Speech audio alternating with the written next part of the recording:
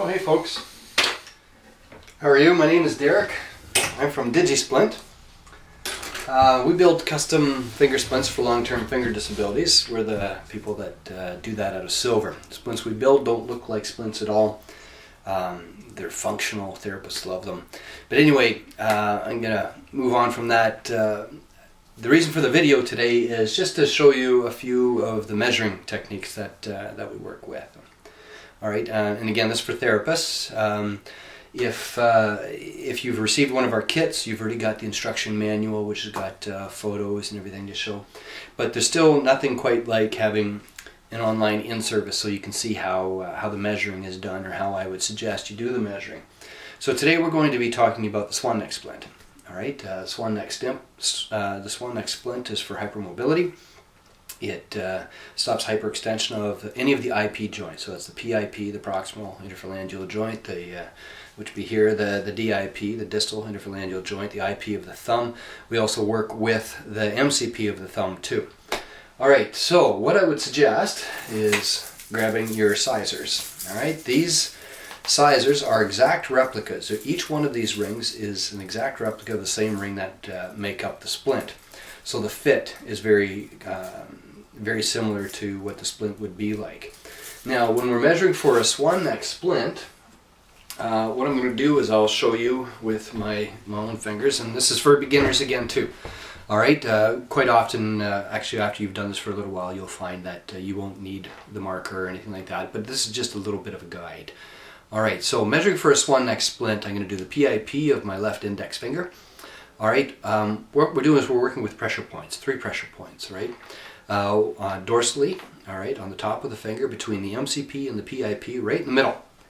Right there is where we want to have a pressure point. Also another one between the PIP and the DIP, right in the middle there, as well as one pressure point underneath the joint. And by doing that, you can see how the effect is. We can keep a finger neutral, straight, or slightly flexed, which I kind of prefer at 5 degrees. All right, now what we do with those 3 pressure points is we'll take a marker or a pen, and you can do this with your client. Over time you probably won't have to do it, but you mark those 3 pressure points, again, between the PIP and the MCP, between the PIP and the DIP, and one pressure point right below the PIP joint. Now, again, what we can do is we can connect the dots, all right, coming right down like that, coming right down like this, and I'll show you what that looks like.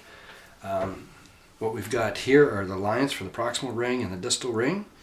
Okay, and what we do now is we just fit our sizers over top of those lines. Now for the Swan neck splint, we're going to require 2 sizes, one proximally and one distally. So I'll take just a wild guess at my own finger here. I'd say an 11.5, and I've marked each one of these on here. At the very bottom it'll say 11 dash. 11 dash means 11.5, which is a little bit larger than an 11. Take that, and we're going to slide it on the finger on the same angle that the splint will actually be. So at about a 45-degree angle. I'm going to take this guy, slide it right over top. All right, and you will see, all right on there, I haven't quite met my proximal mark yet. So I'm going to move this up to a size 12. Which is the next one, size 12. Slide that on an angle. We've met our lines. We're right over top of our drawing. Okay. And what I also like to do is once I've got it on like that, slide it on an angle. I like to pull forward, which you will see here. I'll slide it on, pull forward, and if I've got some resistance coming back or pulling distally, this is the size that I want.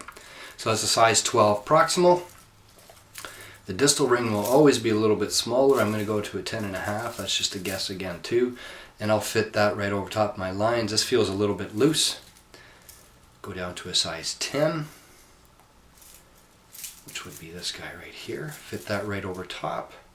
And it fits right over top of my lines. All right, you can see that. And we've got our 2 sizes. All right, mark those down, put those on the order form. Let me know, please, if it's for the right hand or for the left hand. Also, which finger.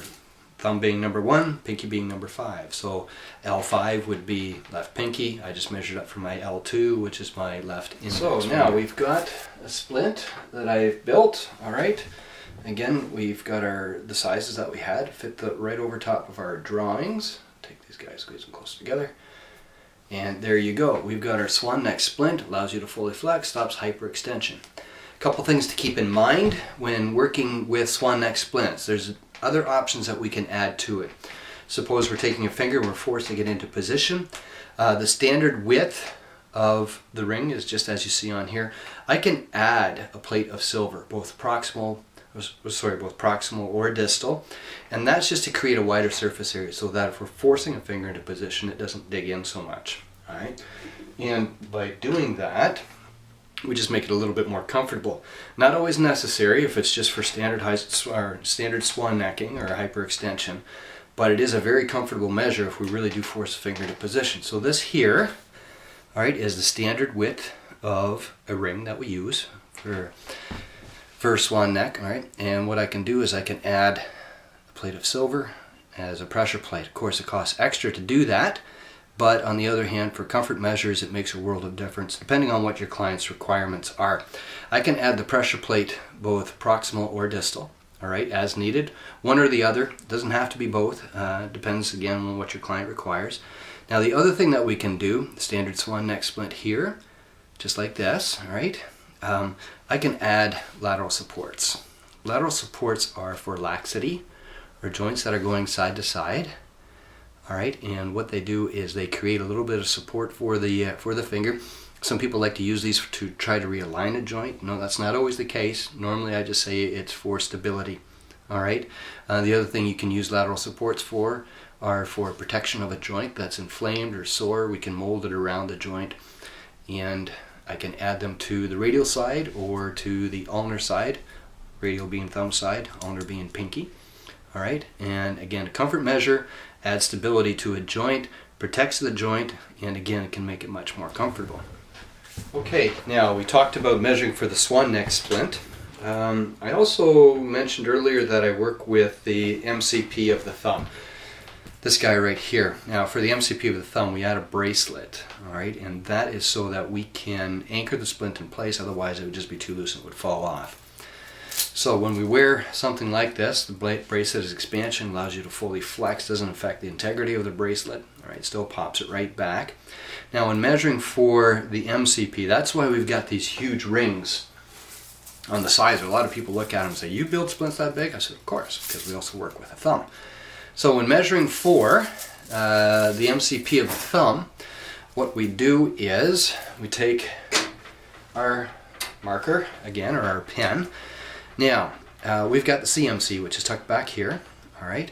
I like to come more than halfway, all right? So halfway between the MCP and the CMC, just a little bit, maybe not quite 2/3, but mark a little spot, because I do like a little bit of leverage, all right there between the MCP and the CMC, as well as just proximal of the IP joint, right in there. All right, and of course we want a line that's happening just below, right at the crease. All right, and we take our drawings, or our marks, and we can draw again from those points. And what we're going to do is we're going to take our sizers and we're going to fit it right over top of our drawing. All right, maybe you can see that there. Hopefully you can see that properly. I've marked my 2 points as well as below the MCP. And now I'll take my sizers and we'll fit them right over top of the drawings like we had done earlier. So I'm going to start right off with a size 23. All right, big guy like this. I'm going to take it again, put it on an angle that we're going to be using. This guy doesn't quite meet where I want it to be. All right, doesn't quite come as far back as I want it to. So I'm going to move up to a size 25. 25, slide it on. That feels comfortable, and you know this. You might think that this would actually be a good splint, and for some people it would be. Depends on the degree of pressure that we want to apply or how much leverage. But for me, I don't think it's going to be quite enough because I do want to try to reach a little bit further back, going up to a size 28. This guy right here, again sliding it on. There we go. That's where I want it to be, a size 28. Now it's going to be very loose, but I'm sitting right below my MCP joint and I'm coming past half towards the CMC. So 28 is what I'd like for a proximal ring. Distal ring, we want the distal point of it to come just proximal of the IP. We don't want it to actually affect the IP joint. I'm going to start with a size 15, and that does it, except it's a little bit loose. So I'm going to go down to 14. I have a feeling that will be the one that we want. Size 14, again, there we go. We're right over top of the lines. All right, we're coming just proximal of the IP joint.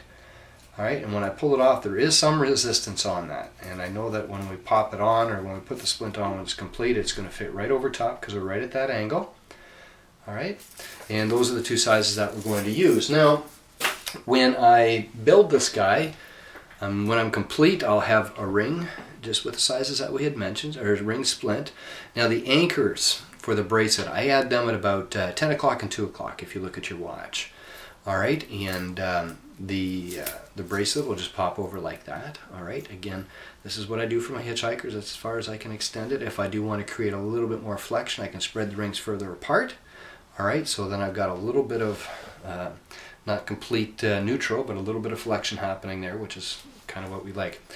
If you can measure from the 2 o'clock position around the wrist to the 10 o'clock position on the other side with a piece of string and measure that string, that gives me an indicator of how long to make the bracelet. The bracelet is adjustable, all right, and I'll always add a few extra links into the package. Now the way this works, I'll see if I can move closer so you can see. If the top side of the bracelet is nice and smooth, all right, there's you don't see any marks or anything like that. But if I turn it inside out, you can see underneath when I pull it apart that right there's a little bit of an opening. So when I pull it apart, I'll hold it with my thumb like this, take the neighboring link, and I'll slide it up and over, and you can detach. All right, so I can take out links by doing it this method, or I can add links. There again, there's the little edge. Take that, slide it inside. Easy as that. And there we go. Pop the bracelet right over again, and we've that's how you can take the bracelet apart to add links and to take links out to make it smaller and shorter. Again, I hope I've been helpful. Any questions, please feel free to give me a call. Again, it's 888-775-4687 or Derek, D-E-R-E-K, at digisplint.ca.